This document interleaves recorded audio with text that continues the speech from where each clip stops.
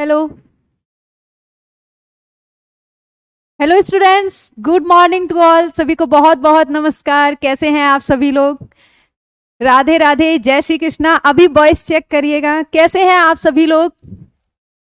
And most important, हाँ मैं ठीक हूँ। And most important thing is that आपकी पढ़ाई कैसी चल रही है? गुड मॉर्निंग बेटा। Rachit, Suraj, Vijay, good morning to all. Rohit, Nitin, okay. सभी को बहुत बहुत नमस्कार, राधे राधे, जय श्री कृष्णा। आप लोगों की दिवाली कैसी रही?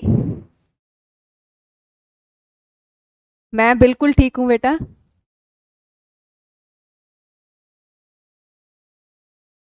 Very good morning. चलिए, समय को जाया न करते हुए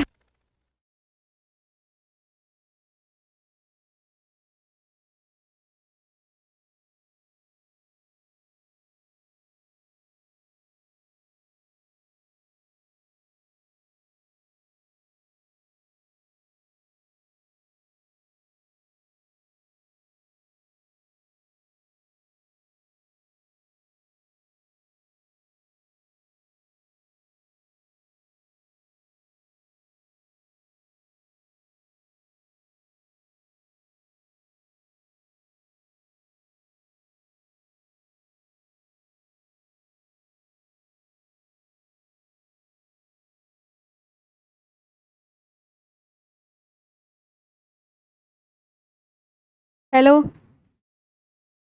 हेलो हेलो। अच्छा, एक minute रुकिएगा।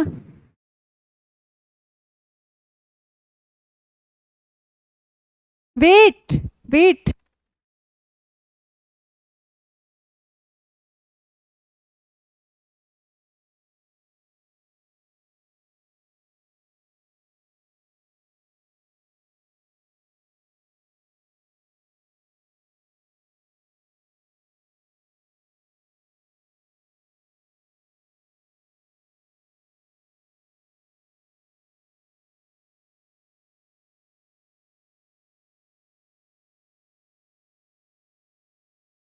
Okay. Hello hello hello. अभी बेटा वॉइस चेक करिएगा, आवाज आ रही है क्या? अच्छा, आपको हमारे घर आना है, बिल्कुल। आप एग्जाम क्रैक करिए और पॉजिटिव रिजल्ट के साथ मेरे घर आइएगा, मैं आपको बिल्कुल इनवाइट करूंगी। हाँ, अभी आवाज आ रही है। चलिए वापस आ जाते हैं। क्लास स्टार्ट करने से पहले आपको एक बात बता दी जाए, और वो ये है कि कल, आज हम कोशिश करेंगे, पीपीटी नहीं है आज, मुझे हैंड रिटन देना पड़ेगा, लेकिन फिर भी हम कोशिश करेंगे। हमारा जो चैप्टर चल रहा था कोशिका विज्ञान में, कोशिका, उसको आज हम क्या करेंगे, कंप्लीट करेंगे, ठीक है? और इसी के साथ, हाँ ठीक है बेटा, मेरी दिवाली भी ठीक थी, दियो वाली दिवाली थी मेरी। ठीक है। तो आज हम क्या करेंगे, अपना जो कोशिका, हमारा जो अध्याय चल रहा था, चैप्टर चल रहा था, उसको आज हम क्या करेंगे, कंप्लीट करेंगे। और कल हम स्कोर बूस्टर टेस्ट के साथ मिलेंगे। अगर हमारा कुछ टॉपिक रह भी जाएगा 5-10 मिनट का, तो कल हम उसे कवर करके देन क्या करेंगे, स्कोर बूस्टर टेस्ट के साथ आपको मिलेंगे सभी लोग। चलिए, सभी लोग कल पूरी तैयारी के साथ आएंगे और उसको थोड़ा और इंटरेस्टेड बनाएंगे, है ना, पोल क्रिएशन। अगर ये हो पाएगा तो और भी मजा आएगा। बिल्कुल तैयारी के साथ आइएगा, बहुत अच्छे से क्वेश्चन, हाँ हाँ, यहाँ पे बोर्ड पे आपको क्या है, क्वेश्चन प्रैक्टिस करवाई जाएगी। क्वेश्चन प्रैक्टिस आपके लिए बहुत जरूरी है, क्योंकि आपके एग्जाम में थ्योरी नहीं, क्वेश्चन आने वाले हैं, ठीक है? थ्योरी तो हम आपको समझाते हैं जिससे कि कॉन्सेप्ट क्लियर हो, आप क्वेश्चन निकाल पाए वहां से। तो वापस आते हैं बेटा, कोशिका में बहुत बेसिक से हम लेके चले थे, और जब हम कोशिका के बारे में पढ़ रहे थे, यानी कि सेल के बारे में पढ़ रहे थे। आ जाते हैं चैप्टर। कल के लिए 100 रुपए मेरी तरफ से सभी। हाँ जी, वो पोल क्रिएशन में जो जिसका अच्छा पॉजिटिव रिजल्ट होगा उसके लिए कुछ सोचा जाएगा, कुछ बेस्ट विशेस। चलिए, ठीक है। तो कोशिका में हम क्या पढ़ रहे थे? हमने कोशिका देखी थी। वेलकम टू बायो क्लासेस, हम काफी समय बाद मिल रहे हैं, वाई काजल यादव, ठीक है। चलिए वापस आते हैं। हमने क्या देखा था बेटा, एक सेल देखी थी।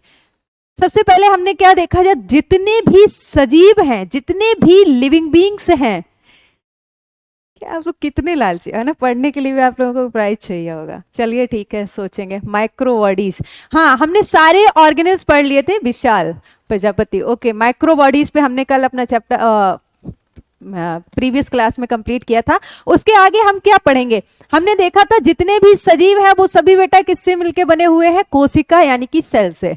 ठीक है, cell is the basic unit of life. कोशिका क्या है, सजीवों की एक मूलभूत इकाई है, जिसमें हमने क्या देखा था, इसके बाहर दो कवरिंग्स थी जिनके बारे में हमने पढ़ा हुआ था।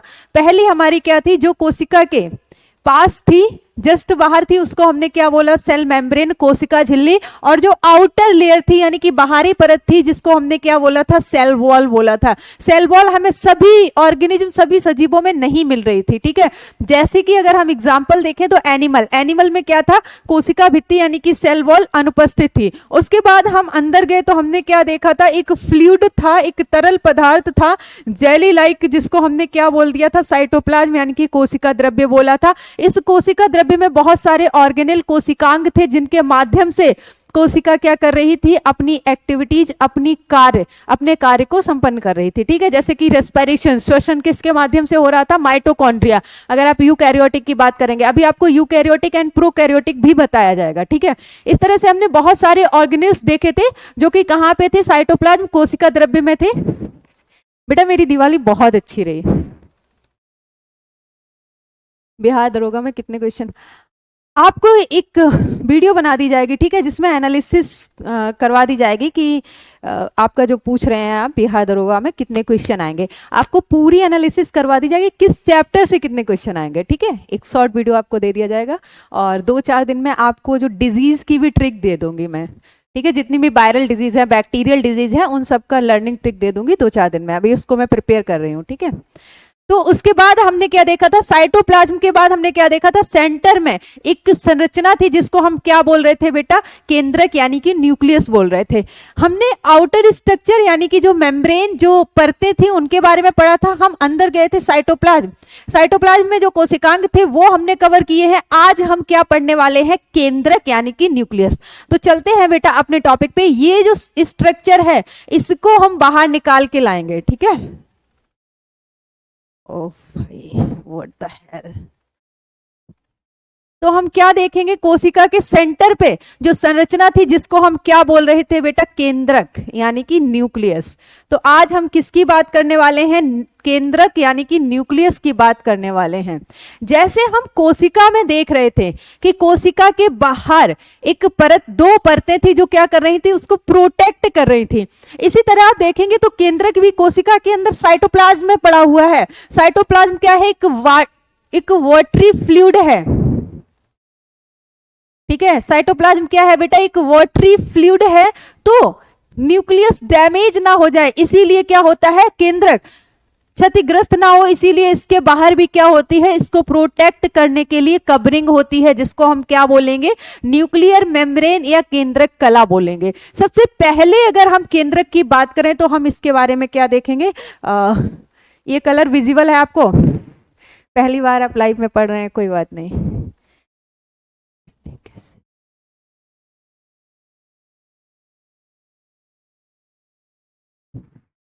राधे राधे बेटा।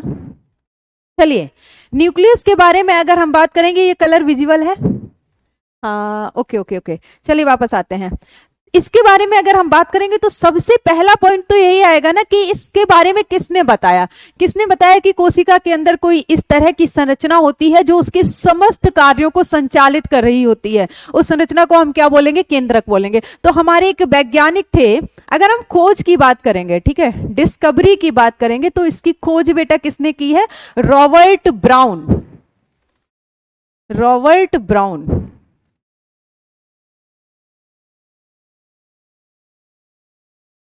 ब्राउन नामक वैज्ञानिक ने 1831 में, ठीक है, 1831 में उन्होंने क्या बताया, कोशिका के अंदर एक स्टैंड, रॉबर्ट ब्राउन, गुड है ना, रॉबर्ट ब्राउन ने सबसे पहले क्या किया है, इसकी खोज की है। यानी कि इंग्लिश में भी लिखते हैं, अगर डिस्कवरी की हम बात करेंगे तो ये बेटा किसने किया है, रॉबर्ट ब्राउन ने। रॉबर्ट ब्राउन, डोंट माइंड अगर मैं बेटा बोल रही हूं तो। कल बेटा क्लास नहीं हुआ था क्योंकि मेरे तक कोई इन्फॉर्मेशन नहीं पहुंच पाई थी।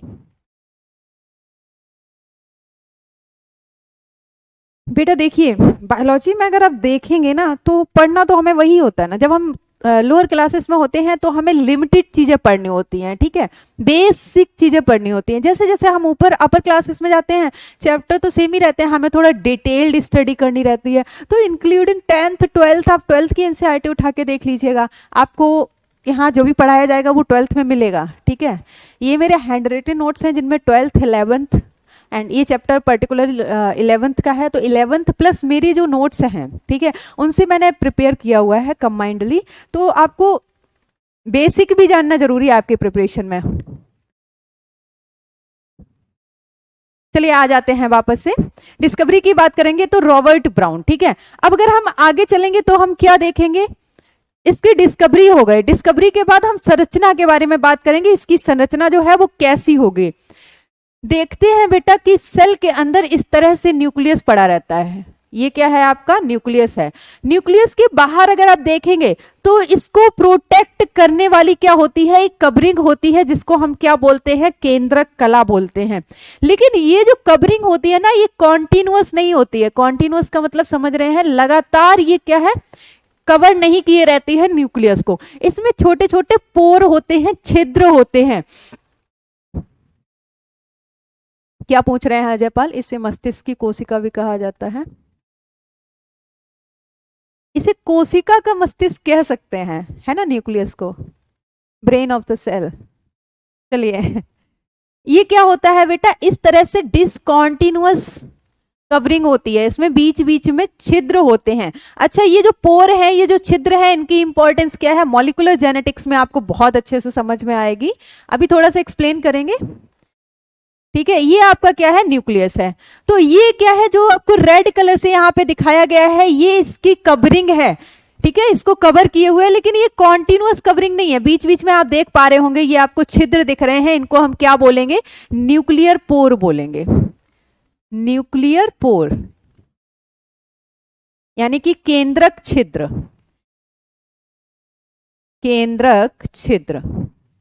अभी जो लोग नोट्स प्रिपेयर कर रहे हैं वो साथ ही साथ लिखते चले, ठीक है। बाकी ये जो ग्रीन कलर से है इसको हम क्या बोल रहे थे, न्यूक्लियस बोलेंगे, कंबाइंडली पूरा आपका न्यूक्लियस है, ठीक है।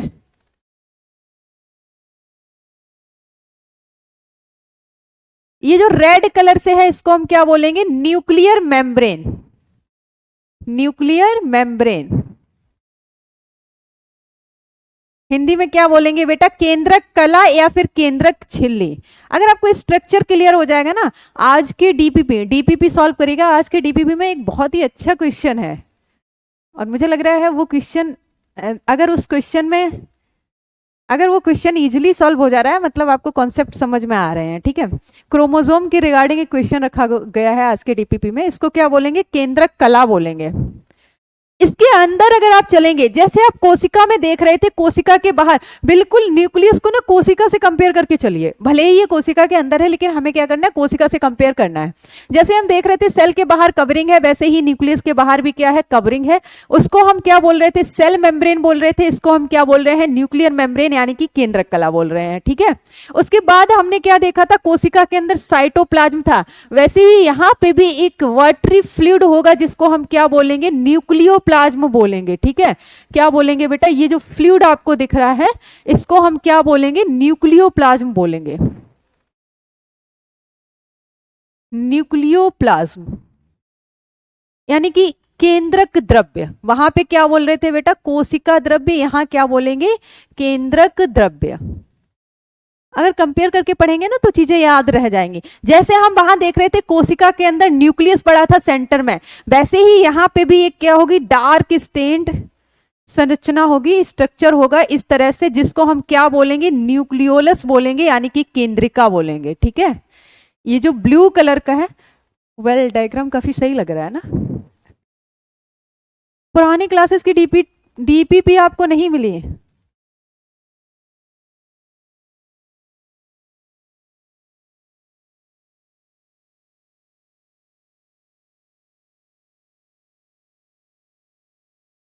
हाँ बेटा डबल लेयर्ड है। अच्छा, आपको पीपीटी नहीं मिली क्या, वो सॉरी डीपीपी, सारी क्लासेस की डीपीपी दी गई हैं। सारी बेटा अभी तक जितनी क्लासेस हुए हैं ना सबके डीपीपी मैंने दिए हैं, आप तक नहीं पहुंचे हैं क्या? चलिए ठीक है, आज मैं अपलोड करवाती हूँ उन सभी को। और आप सब वो जितने भी डीपीपी दिए हैं ना, सारे डीपीपी आप कल के लिए सॉल्व करके आइए, जिससे कि कल का जो टेस्ट है वो आपके लिए थोड़ा सा आसान हो जाएगा। अरे कुछ लोग बोल रहे हैं मिली है, कुछ लोग बोल रहे हैं नहीं मिली। चलिए ठीक है, सेंटर पे ये जो स्ट्रक्चर है इसको हम क्या बोलेंगे बेटा? न्यूक्लियोलस बोलेंगे। न्यूक्लियोलस हिंदी में क्या बोलेंगे? केंद्रिका बोलेंगे, ठीक है, केंद्रिका। अब आप देखेंगे जैसे सेल, जैसे हमारी सेल थी, कोशिका थी, उसमें साइटोप्लाज्म में क्या थे? कुछ कोशिकांग पड़े हुए थे, सेल ऑर्गेनेल्स थे। उसी तरह से व्हाइट, क्या व्हाइट बेटा? एम के खान, अच्छा blue is not visible, okay okay okay.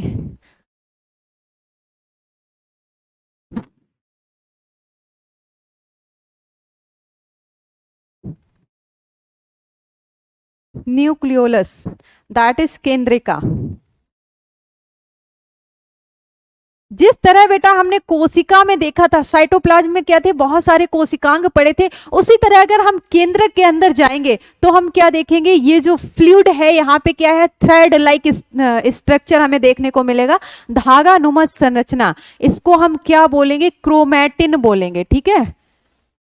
और ये जो क्रोमैटिन है ये कंडेंस होकर, संघनित होकर क्या बना लेते हैं? क्रोमोसोम यानी कि गुणसूत्र।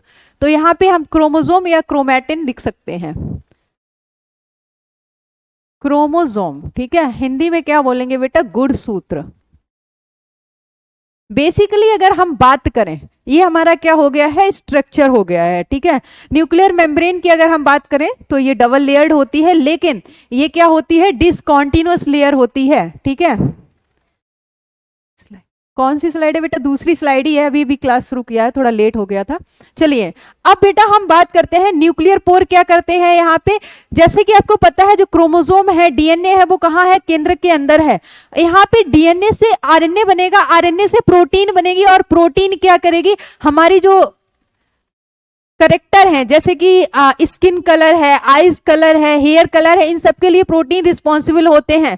तो वो क्या होंगे? केंद्रक से बाहर सेल में आएंगे, सेल से बाहर जाएंगे, ठीक है। देन वो प्रोटीन काम करेंगे, तो इसलिए ये पोर बने होते हैं।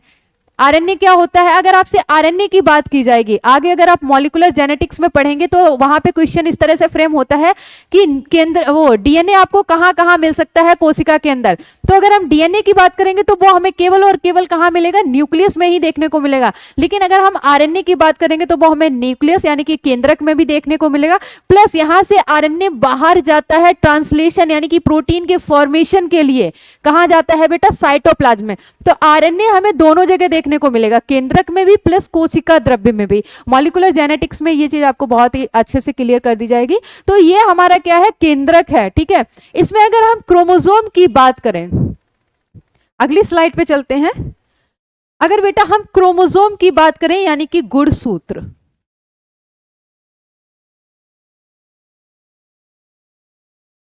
यहां पे आप लिखिएगा, एक पॉइंट लिख लीजिएगा। केंद्रक क्या करता है? केंद्रक कोशिका के सभी कार्यों को संचालित करता है, ठीक है। कोशिका के एक तरह से हम इसको क्या कह सकते हैं? ब्रेन ऑफ द सेल भी बोल सकते हैं न्यूक्लियस को, या फिर हम इसको क्या बोल सकते हैं? Supreme control of the cell. क्योंकि जिस तरह से बॉडी को कौन कंट्रोल कर रहा होता है? ब्रेन कंट्रोल कर रहा होता है। आप देखेंगे जो हार्मोन, जब आप हार्मोनल वाला चैप्टर पढ़ेंगे तो आप वहां देखेंगे कि ज्यादातर जो हार्मोन है वो कहां से सीक्रेट होते हैं बेटा? पिट्यूटरी ग्लैंड से, जो आपकी बॉडी को कंट्रोल कर रहे होते हैं। प्लस आपका नर्वस सिस्टम, ठीक है। तो आप देखेंगे बॉडी का जो कंट्रोल सिस्टम है वो क्या है? ब्रेन है। इसी तरह से कोशिका का जो कंट्रोल सिस्टम है वो क्या है? न्यूक्लियस है। इसीलिए हम इसको क्या बोल सकते हैं? ब्रेन ऑफ द सेल, या फिर हाँ, केंद्र क्या करता है? पूरी सेल को कंट्रोल करता है। तो इसको हम क्या लिख सकते हैं? केंद्रक कोशिका के सभी कार्यों को नियंत्रित करता है।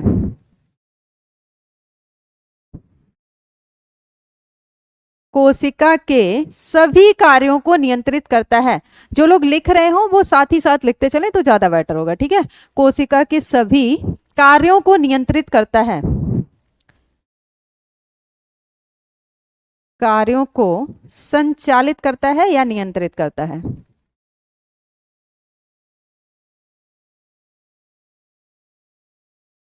जिस तरह से आप देखते हैं ना कि आपकी बॉडी का कंट्रोल सिस्टम क्या है, आपका ब्रेन है, ठीक है, उसी तरह से बेटा सेल के कंट्रोल सिस्टम की अगर हम बात करेंगे तो क्या होगा? न्यूक्लियस होगा। Nucleus is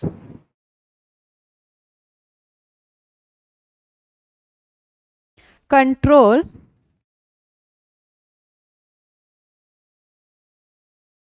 all function of the cell. अच्छा, मैं थोड़ा साइड में होके लिखूं, है ना? All functions of the cell. अगला पॉइंट अगर आप केंद्रक यानी कि न्यूक्लियस के रिगार्डिंग देखेंगे, मैं यहां पे लिखती हूं, देन हम नेक्स्ट स्लाइड पे प्रोसीड करेंगे। अगला क्या है, इसीलिए हम इसको क्या बोलते हैं बेटा? केंद्रक को हम क्या बोल सकते हैं? ब्रेन ऑफ द सेल, ठीक है। Nucleus is called brain of the cell. Test कैसे होगा? कुछ लोग कमेंट कर रहे हैं टेस्ट कैसे होगा? टेस्ट हम पोल के हिस्टोन प्रोटीन के बने होते हैं। हाँ, डीएनए के बारे में आपको बताया जाएगा। डीएनए के 3 कंपोनेंट होते हैं जिससे पूरा का पूरा डीएनए मिलके बना होता है। जय भीम।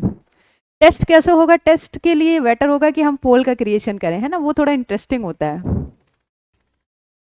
हिंदी भी लिख रहे हैं? हिंदी लिख रहे हैं बेटा, 1 मिनट रुकिएगा। Nucleus is called brain of the cell.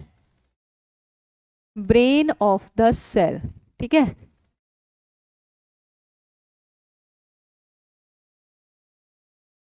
इस तरह से क्वेश्चन फ्रेम हो जाता है। केंद्रक को कोशिका का मस्तिष्क कहते हैं। क्या कहते हैं? कोशिका का मस्तिष्क कहते हैं। आप लोग शॉर्ट नोट्स प्रिपेयर कर रहे हैं क्या? देखिए, आपके लिए बाद में ना बहुत ही बेनिफिशियल होगा वो। ओ भाई, मस्तिष्क नहीं लिखना आ रहा है।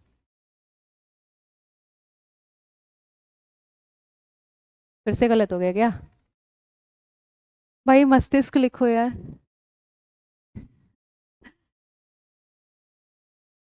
कोशिका का मस्तिष्क। एक बार ट्राई कर लूं मैं, मेरी हिंदी थोड़ी सी वीक है।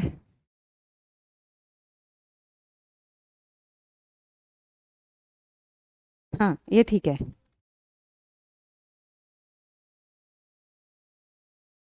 ये ठीक लिखा है, मस्तिष्क। कोशिका का मस्तिष्क कहते हैं। इस तरह से क्वेश्चन आ जाते हैं, आपको पहले भी बताया। Okay okay okay okay.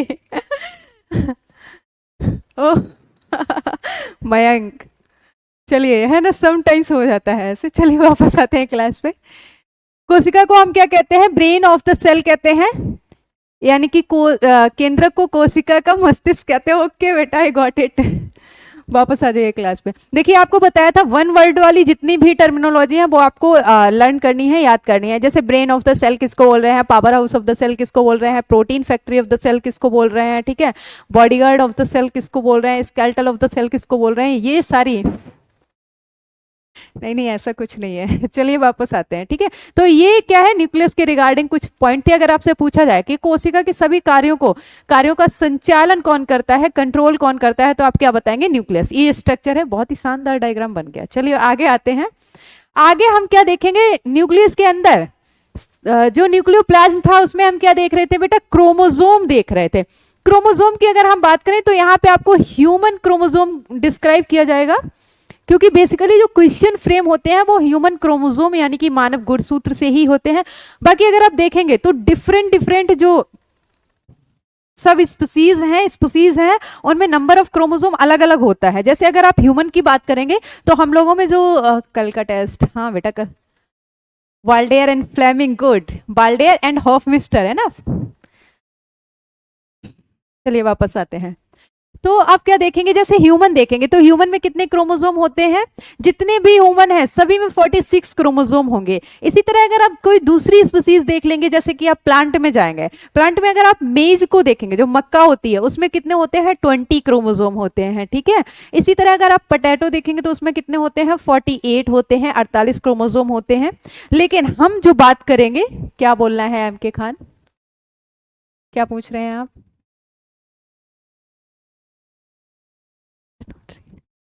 बेटा कमेंट मैं पढ़ रही हूँ, मेरा मोटिव है कि मैं आज थोड़ा सा कंप्लीट कर लूँ, ठीक है, क्योंकि कल टेस्ट भी होना है हमारा, पोल सक्सेस नहीं होता है। मैम कुमार सर ने ट्राई किया था। अच्छा पोल नहीं हो पाएगा तो कोई बात नहीं, हम यहाँ पे क्वेश्चन पीपीटी बनवा के लाएंगे, तो फिर डायरेक्ट आप लोग आंसर रिप्लाई करिएगा, ठीक है। हम क्वेश्चन रीड करेंगे, देन आप आंसर रिप्लाई करिए, वो भी बेटर होगा। Age doesn't matter, knowledge is matter. चलिए वापस आते हैं।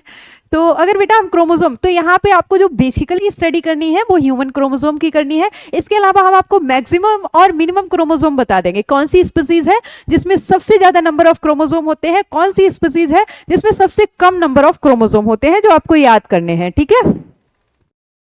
तो आ जाते हैं बेटा हम क्रोमोसोम पे। क्रोमोसोम को हिंदी में हम क्या बोलेंगे, गुणसूत्र, क्रोमोसोम, ठीक है।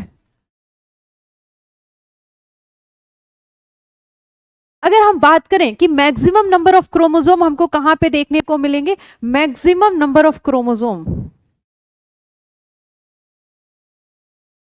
Maximum number of chromosome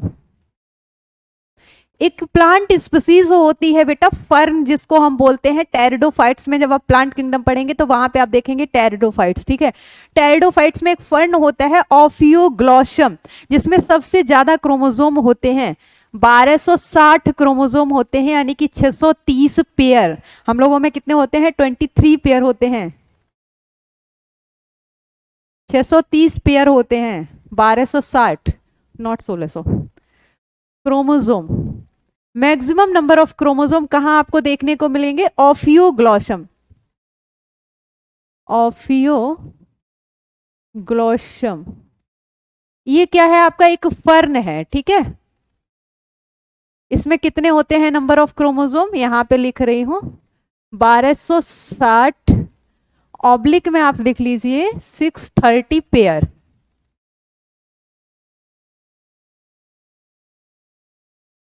maximum number of chromosome मतलब हिंदी में क्या बोलेंगे, सबसे ज्यादा गुणसूत्रों की जो संख्या है वो कहां पे, क्रोमोसोम वगैरह, डीएनए वगैरह, ये डिटेल स्टडी आप मॉलिक्यूलर जेनेटिक्स में करेंगे। अब अगर यहाँ पे मैं एक्सप्लेन करने लग जाऊंगी तो हमारा चैप्टर क्या है, रह जाएगा। हमें समय से सिलेबस भी कंप्लीट करना है। आगे अगर हम आएंगे तो मिनिमम नंबर की हम बात कर लेते हैं, ठीक है। Minimum number, minimum number of chromosome आप कहां पे देखेंगे बेटा, एक इंसेक्ट होता है जिसको हम फ्रूट फ्लाई बोलेंगे, उसके बारे में भी आप जेनेटिक्स में पढ़ेंगे। उसको हम क्या बोलते हैं, उसका जेनेटिक्स में बहुत ज्यादा इस्तेमाल किया गया है, एक तरीके से बेचारे इंसेक्ट का मिसयूज किया गया है। जिस तरह से आप देखते हैं ना, कोई भी वैक्सीन वगैरह बनती है तो सबसे पहले उसका इस्तेमाल कहाँ करते हैं, या तो बंदर पे करते हैं या चूहे पे करते हैं। इसी तरह से हिंदी में लिख दीजिए, ओके।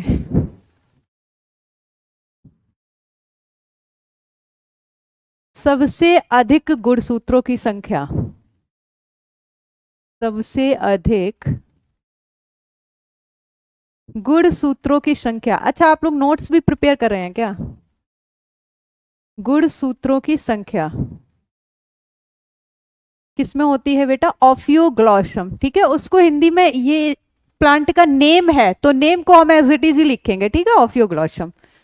इसमें तो किसी को कोई डाउट नहीं, राधे राधे। चलिए अगर बेटा हम मिनिमम की बात करेंगे, मिनिमम, वैक्सीन के बारे में भी आपको बताया जाएगा, वो भी काफी इंटरेस्टेड टॉपिक है। मिनिमम नंबर ऑफ क्रोमोसोम की अगर हम बात करेंगे, मिनिमम नंबर ऑफ क्रोमोसोम, तो ये हमें कहां पे देखने को मिलेंगे, फ्रूट फ्लाई, फ्रूट फ्लाई ये एक मक्खी होती है, इसको हम ड्रोसोफिला भी बोलते हैं, ठीक है। इसका वैज्ञानिक नाम क्या होगा, ड्रोसोफिला, यहां पे लिखते हैं ड्रोसोफिला, ड्रोसोफिला। हिंदी में क्या लिखेंगे, सबसे कम गुणसूत्रों की संख्या, सबसे कम गुणसूत्रों की संख्या कहाँ पे देखने को मिलेगी बेटा? फ्रूट फ्लाई में। इसमें कितने गुणसूत्र होते हैं? 8 होते हैं। ऑब्लिक अगर लिखेंगे तो क्या हो जाएगा? 4 पेयर। ठीक है, सबसे कम इसमें होते हैं और सबसे ज्यादा किसमें होते हैं? ऑफियोग्लॉसम। ये दो टर्मिनोलॉजी आपको याद रखनी है। सारे स्पीसीज के गुणसूत्र आपको लर्न नहीं करने हैं, जैसे मेज है, व्हीट है, पोटैटो है, इन सब के नहीं करने हैं। ठीक है, इसके अलावा आप क्या देखेंगे? ह्यूमन, जो आपका ह्यूमन गुणसूत्र आई मीन क्रोमोसोम है उसके बारे में। सबसे कम गुणसूत्रों की संख्या, गुणसूत्रों की संख्या आप लोगों के लिए क्या है? लर्निंग ट्रिक प्रिपेयर कर रहे हैं, डिजीज की लर्निंग ट्रिक आप लोगों के लिए। छठ पूजा, अच्छा मेरे इधर ये छठ पूजा वैसे नहीं होती है ना? मेरे इधर बस दिवाली का रहता है। ड्रोसोफिला, ड्रोसोफिला एक इंसेक्ट है। जैसे आप नॉर्मल हाउस फ्लाई देखते हैं उसी तरह से ये क्या है? एक इंसेक्ट है, एक फ्लाई है, मक्खी है, जिसको हम फ्रूट फ्लाई बोलते हैं। जो ज़्यादातर वो छोटी सी होती है, आपने ज़्यादातर देखा होगा जो फ्रूट्स वगैरह रहते हैं उन पे एक अजीब तरह की मक्खी रहती है, छोटी सी, देखा हो अगर तो। अच्छा, बिहार में होती है। हाँ, बिहार साइड में, उधर पूर्वांचल साइड में भी होती है, लेकिन हमारे इधर नहीं होती है। इसके अलावा अगर हम बात करेंगे ह्यूमन गुणसूत्र, यानी कि sorry human chromosome, human chromosome यानी कि मानव गुणसूत्र। आइए क्वेश्चन आपके लिए है, अगर ह्यूमन क्रोमोसोम की बात करेंगे, ह्यूमन क्रोमोसोम की बात करेंगे तो कितने होंगे बेटा? ये आप लोग बताएंगे। मानव में गुणसूत्र की संख्या क्या होती है? मानव गुणसूत्र की अगर हम बात करेंगे 46। ठीक है, 46 यानी कि 23 पेयर। थोड़ा सा गंदा लिखा है, 23 पेयर। आगे अगर चलेंगे तो जैसे कि हम मानव में देख रहे हैं क्रोमोसोम, ठीक है, ह्यूमन क्रोमोसोम, ह्यूमन क्रोमोसोम, ये आप नोट्स में प्रिपेयर करिएगा, कुछ इंपॉर्टेंट टॉपिक है ये। ह्यूमन क्रोमोसोम की अगर बात करेंगे यानी कि मानव गुणसूत्र की, तो हमने क्या देखा है बेटा? वो कितने होते हैं? 46 यानी कि 23 पेयर गुणसूत्र। ठीक है, कितने होते हैं? 46 यानी कि 23 पेयर। इसमें से अगर आप देखेंगे तो जितने भी ह्यूमन बीइंग होते हैं, यानी कि मेल और फीमेल दोनों की बात की गई है। ठीक है, ह्यूमन के अंदर अगर आप जाएंगे तो उसको कैटेगराइज किया गया है मेल एंड फीमेल। बच्चे लिख रहे हैं 22 plus X Y X X, good. ठीक है, इसको हमने क्या किया है इस तरह से, जो मानव गुणसूत्र होते हैं बेटा वो दो तरह के होते हैं। पहला आपका क्या होता है? ऑटोजोम होता है, ऑटोजोम यानी कि समसूत्र, समगुणसूत्र। ठीक है, मतलब समगुणसूत्र का उसके नाम से ही क्लियर हो रहा है। समगुणसूत्र का मतलब क्या है? ये जो क्रोमोसोम होंगे वो मेल और फीमेल में सेम होंगे। ठीक है, ये क्या होंगे? मेल और फीमेल में सेम होंगे। ये कितने होते हैं बेटा? 22 पेयर, यानी कि 44 क्रोमोसोम। आपसे क्वेश्चन भी पूछ लिया जाता है कि ऑटोसोम की संख्या कितनी होती है, यानी कि सम गुणसूत्र जो है वो कितने होते हैं? दैट इज 22 पेयर यानी कि 44। इसी के आगे अगर आप जाएंगे तो यहां पे आपका क्या हो जाएगा? हेटेरोजोम, हेटेरोजोम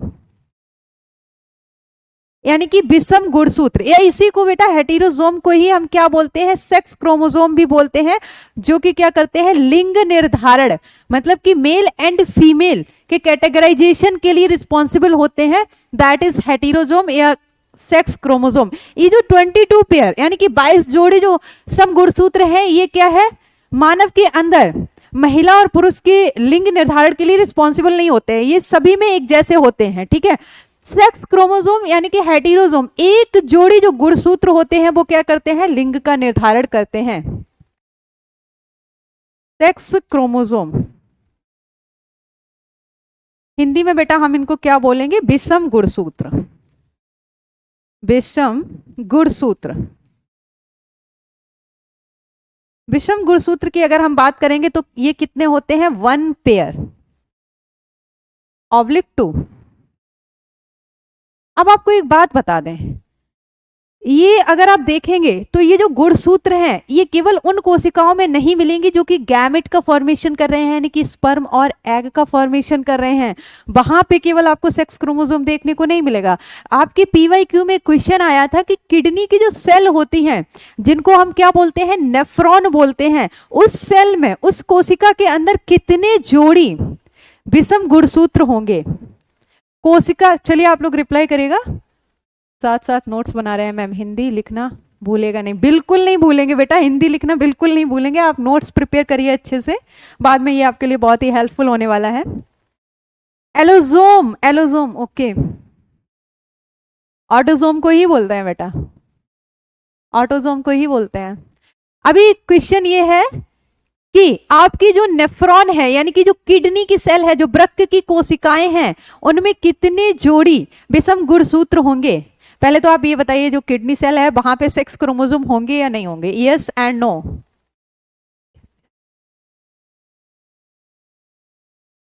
बताएंगे, एक्सक्रीटरी सिस्टम है। Yes, no, no, no, Abhishek Singh no. भाई ये नो वाले लोग देखिए, इसीलिए मैंने क्वेश्चन पूछा था। अब नो वाले, यस वाले तो ठीक है, बस बस बस हो गया। यस वाले तो ठीक है, बट नो वाले एक बार सुन लें। बेटा एक बात बताइएगा, कोई भी कोशिका हो, चाहे वो किडनी की कोशिका हो, चाहे वो आपकी स्किन सेल हो, चाहे वो आपके ब्रेन सेल जिनको हम न्यूरॉन्स, सॉरी मस्तिष्क की सेल जो होते हैं उनको हम क्या बोलते हैं, न्यूरॉन्स बोलते हैं, ठीक है। चाहे वो न्यूरॉन्स हो या वो कहीं की भी बॉडी की कोई भी सेल हो, सेल का स्ट्रक्चर तो वही होगा ना। सेल के बाहर कवरिंग होगी, अंदर साइटोप्लाज्म होगा, बीच में क्या होगा, न्यूक्लियस होगा। अब अगर न्यूक्लियस है तो न्यूक्लियस में क्या होगा, क्रोमोसोम होगा, क्रोमोसोम होगा तो डीएनए होगा। मतलब जितनी भी बॉडी की जो भी सेल है, सभी सेल में क्या होगा, न्यूक्लियस होगा। और अगर न्यूक्लियस होगा तो हर एक सेल के अंदर डीएनए होगा, ठीक है। हर एक सेल के अंदर क्या होंगे, क्रोमोसोम होंगे, डीएनए होंगे। तो चाहे कोई भी सेल हो, सभी में नंबर ऑफ क्रोमोसोम आपके क्या होंगे, यही होंगे। 22 पेयर आपके ऑटोसोम होंगे एंड 1 पेयर आपके क्या होंगे, सेक्स क्रोमोसोम या फिर हेटेरोसोम्स होंगे। यहां पे बेटा ओ लिखना भूल गई हूं, अभी देखा तो नोटिस किया, ठीक है। स्पेलिंग अगर मैं जल्दबाजी में लिख रही हूं तो आप लोग उसको करेक्ट कर लीजिएगा, समटाइम्स ऐसा हो जाता है,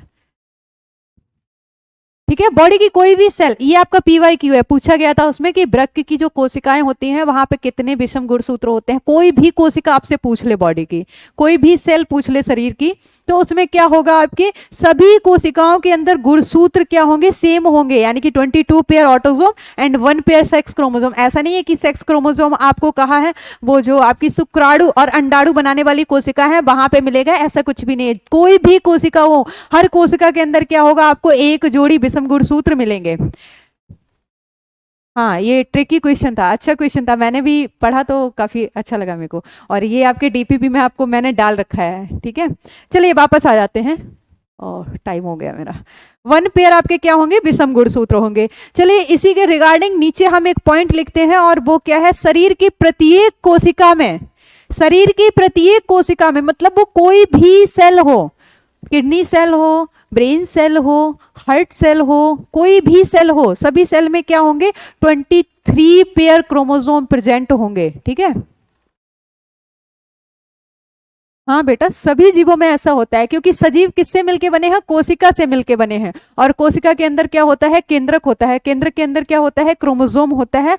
वापस आ जाएगा। लेकिन अगर आप यूनिसेलुलर की बात करेंगे तो जेनेटिक डिसऑर्डर 44+XO, ठीक है, टर्नर सिंड्रोम होता है ये। कौन, अंकित पांडे, हाँ, टर्नर सिंड्रोम होता है, जिसकी वजह से आपने देखा है ना, जो वो ट्रांसजेंडर आ जाता है, ठीक है, वो वाली जो कंडीशन होती है वो जेनेटिक डिसऑर्डर होता है, जिसमें नंबर ऑफ क्रोमोसोम क्या हो जाते हैं, 46 की बजाय या तो 47 हो जाएंगे या फिर 44 हो जाएंगे। चलिए वापस आते हैं, यहाँ पे आप एक पॉइंट लिखेंगे और ये मोस्ट इंपॉर्टेंट पॉइंट होगा, ठीक है, इसको स्टार मार्क करिए। शरीर की सभी कोशिकाओं में, शरीर की सभी कोशिकाओं में, शरीर की सभी कोशिकाओं में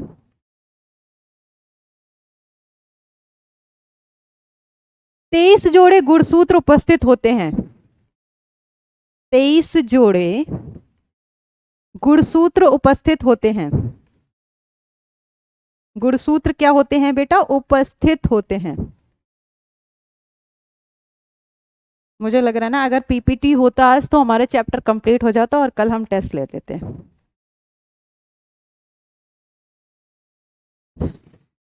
इंग्लिश यहाँ पे लिख रहे हैं 23 पेयर। 23 पेयर में क्या है? 22 पेयर आपके autosome and 1 pair is sex chromosome. बेटा नेफ्रॉन हो, न्यूरॉन्स हो, हार्ट सेल हो, कोई भी हो, जितने भी बॉडी के सेल हैं सभी में 23 पेयर ऑफ क्रोमोसोम प्रेजेंट होंगे। ठीक है, चाहे वो नेफ्रॉन, हाँ बेटा मैं पढ़ रही हूँ विशाल बाबू, नेफ्रॉन में भी बेटा, नेफ्रॉन की ही बात कर रहे हैं। नेफ्रॉन किस कौन सी सेल को बोलते हैं? किडनी सेल को बोलते हैं ना, वृक्क कोशिकाओं को। वहां पे भी आपके क्या होंगे? 23 पेयर क्रोमोसोम होंगे। अगर आपसे टोटल पूछ लिया जाए कितने क्रोमोसोम होंगे, देन आप रिप्लाई करेंगे 23। अगर आपसे इंडिविजुअली पूछ लिया जाए ऑटोसोम कितने होंगे या फिर आपके हेटेरोसोम कितने होंगे, तो आपको बता देना है, यहाँ पे कैटेगराइज किया गया है। ठीक है, 23 पेयर क्रोमोसोम प्रेजेंट। अच्छा, जैसे आप नोट्स बना रहे हैं, अब आपको आपको प्रेजेंट नहीं लिखना है, तो आप इनके लिए कुछ इस तरह से लिख दिया करिए, दैट इज प्रेजेंट, है ना। ये कुछ कुछ मतलब टर्मिनोलॉजी है जिसे आप नोट्स अपना, या आपको पॉजिटिव लिखना है तो पॉजिटिव मतलब पूरा पॉजिटिव, अगर आप नहीं लिख रहे हैं तो प्लस बना के वी कर दीजिए इस तरह से।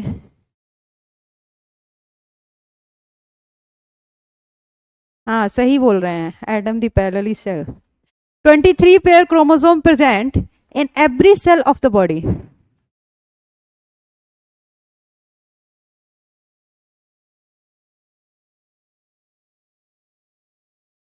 चलिए आगे अगर हम चलेंगे तो हमने क्रोमोसोम, क्रोमोसोम हम कहाँ पे पढ़ रहे थे बेटा?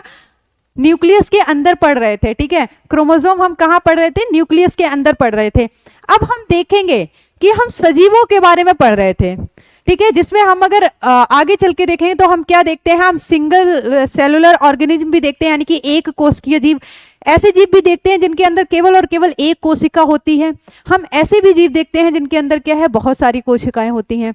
तो ये तो कोशिका के संगठन के आधार पर हमने जीवों को क्या है? विभाजित किया है। उससे पहले हम जो केंद्रक पढ़ रहे हैं, जो न्यूक्लियस पढ़ रहे हैं, इसके आधार पे भी हमने क्या किया है? सजीवों को दो भागों में बांटा है।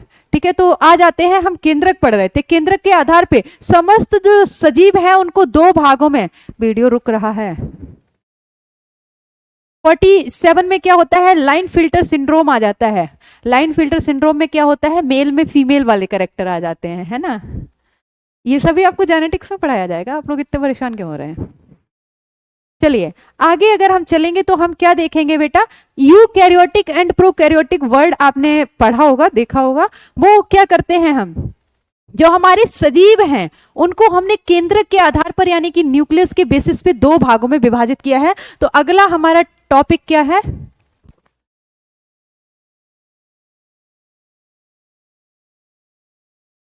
केंद्रक के आधार पर, केंद्रक के आधार पर सजीवों का वर्गीकरण। हम क्या पढ़ रहे थे? न्यूक्लियस पढ़ रहे थे। ठीक है, अब हमने क्या देखा है? उसी न्यूक्लियस के आधार पर हमने सजीवों को दो भागों में बांट दिया। हमने देखा है कहीं कहीं तो हमें ये न्यूक्लियस जो है वो कोशिका के अंदर प्रॉपरली दिख रहा है, पूर्ण विकसित दिख रहा है। ठीक है, कंप्लीटली डेवलप्ड दिख रहा है।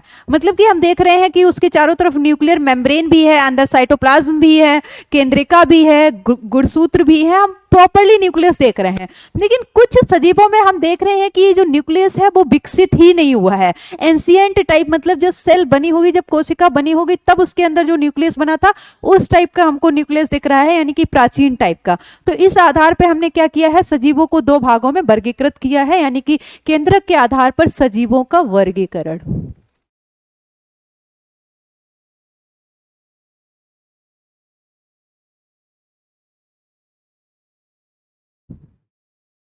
Classification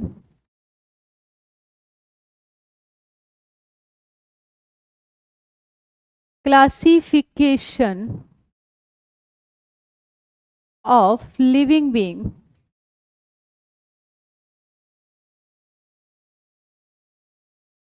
on the basis of nucleus।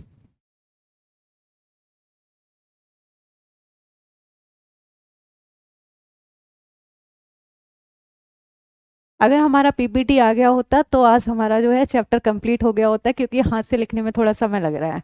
तो कल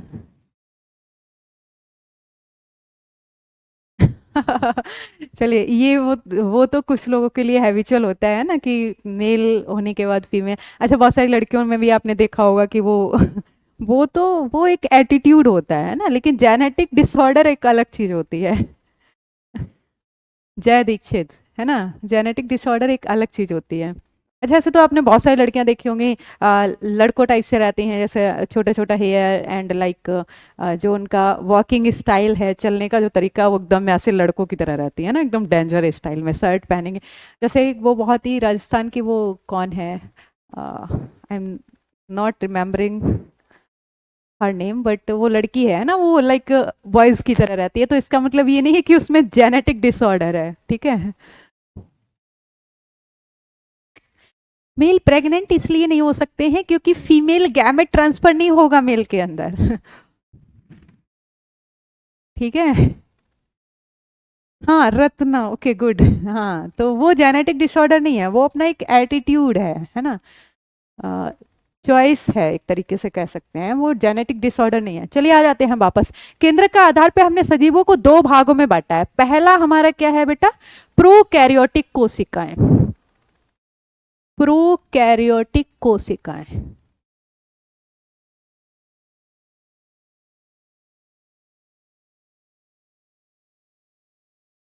टाइम इज ओके, हमारे पास थोड़ा समय बचा है।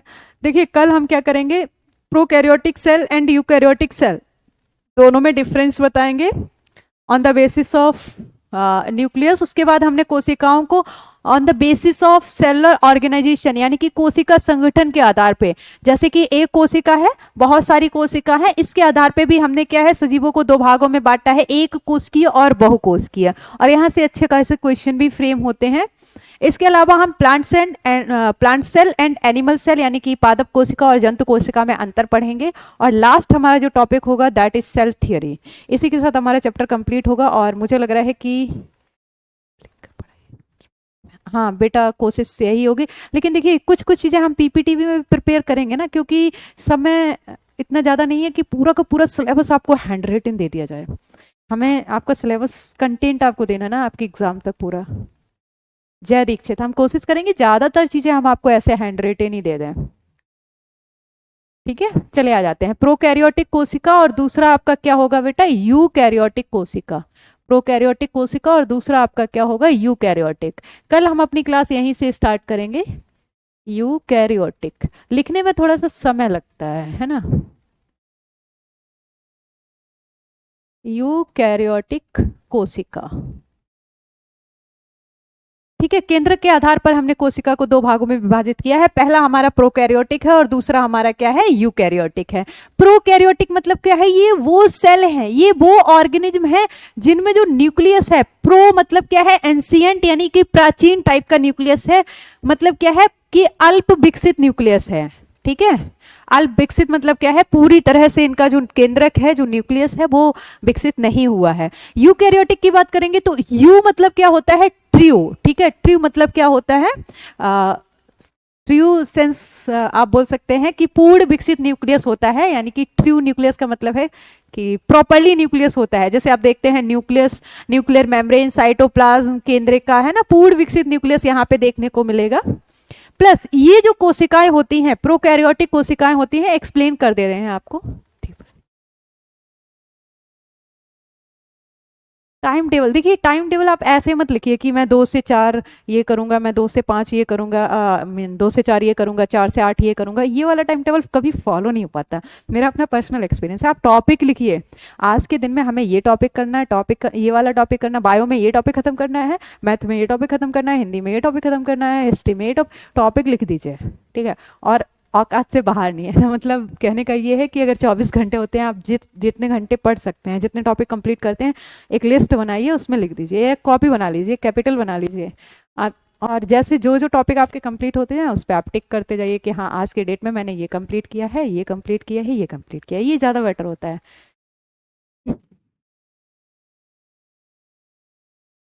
चलिए, तो कल हम यूकैरियोटिक एंड प्रोकैरियोटिक कोशिका के साथ मिलेंगे, प्लस कुछ आपका, अगर हमें पीपीटी, कल हम पीपीटी लेके आएंगे तो हम जल्दी से टॉपिक कवर करेंगे और कोशिश करेंगे कि कल हम क्या है थोड़े बहुत क्वेश्चन प्रैक्टिस करवाएं। तो कल हमारे पास जो बचा हुआ समय होगा उसमें हम क्वेश्चन प्रैक्टिस करेंगे, परसों की हम पूरी की पूरी क्लास जो है क्वेश्चन प्रैक्टिस के लिए रखेंगे, ठीक है। तो सॉरी टू बी, क्योंकि आज हमें ये कंप्लीट करवाना था बट हम नहीं करवा पाए हैंड रेटिंग की वजह से। बिल्कुल आपके लिए एक स्ट्रैटेजी वीडियो बनाएंगे, है ना। और 2-4 दिन में आपको जो है डिजीज़ की भी लर्निंग ट्रिक दे दी जाएगी। Viral, bacterial, fungal disease learn करने में थोड़ा सा प्रॉब्लम होता है, तो मैं आपको क्या है सारे के सारे डिजीज़ की लर्निंग ट्रिक देंगे, अभी वो प्रिपेयर हो रही है। चलिए बेटा, मिलते हैं फिर कल की क्लास में, और आज की क्लास को यहीं पे ख़त्म करते हैं, समय हो गया है। Thank you so much. आप लोग ऐसे ही पढ़ते रहिएगा कंसिस्टेंसी, निरंतरता के साथ। मिलते हैं कल की क्लास में।